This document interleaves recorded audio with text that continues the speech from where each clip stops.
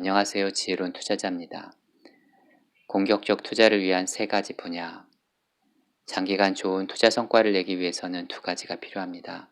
첫째, 투자 방식이 건전한지 객관적이고 합리적으로 검증돼야 하고, 둘째, 대부분의 투자자와 전략이 달라야 합니다. 이 두 가지를 염두에 두고 두 가지 방식을 제시합니다. 1. 상대적으로 인기 없는 대형 회사.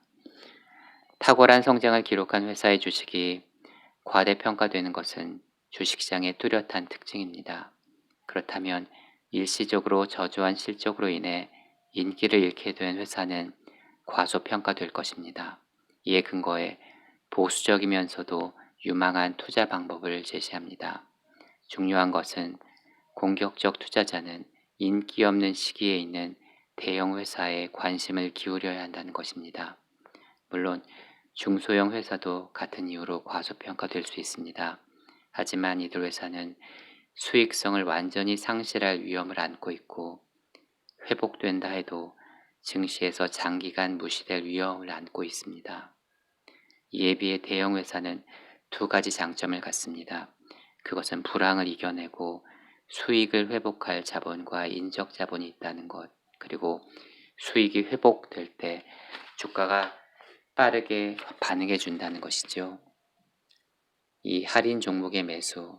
할인 종목은 거래되는 가격에 비해 가치가 훨씬 높은 주식입니다. 예를 들어 어떤 종목의 내재 가치가 150원인데 가격은 100원에 거래된다면 할인 종목이라 할 수 있습니다. 할인 종목은 평가를 통해 찾을 수 있습니다. 회사의 미래이익을 예상하고 그것에 그 업종의 적절한 PER을 곱합니다. 그 결과치가 시장가보다 훨씬 높다면 할인 종목이 됩니다. 따라서 침체된 주식시장에서 용기를 갖게 해주는 지혜는 경험뿐 아니라 냉정한 가치 분석을 통해서도 가능한 것입니다. 그러면 여기서 큰 의문이 생깁니다. 대체 무엇이 그런 격차를 낳는가 하는 것이지요. 그것은 바로 시장의 변덕 때문입니다. 시장의 변덕은 반복적으로 할인 종목을 만들어냅니다. 시장에서는 거의 언제나 개별적으로 할인된 종목들이 거래됩니다. 주식시장은 침소봉대를 좋아해서 작은 흙더미를 큰 산으로 만들기도 하고 일상적인 실적 부진을 주가 대폭락으로 이끌기도 합니다. 사람들의 흥미가 사라지면 주가는 극적으로 하락하기도 하지요. 그렇다면 특정 주식이 과소평가되는 이유는 무엇일까요?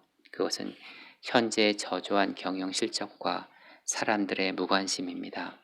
하지만 두 가지 원인 중 그 어떤 것도 단독적으로 성공적 투자의 가이드가 되지는 못합니다. 현재 저조한 경영 실적이 단지 일시적이라는 것을 어떻게 확신할 수 있겠습니까? 예를 들어 철강 주식은 경기 순환주의입니다. 영민한 투자자는 실적이 나쁠 때 저가 매수하여 호황기에 이익을 내며 팔 것입니다.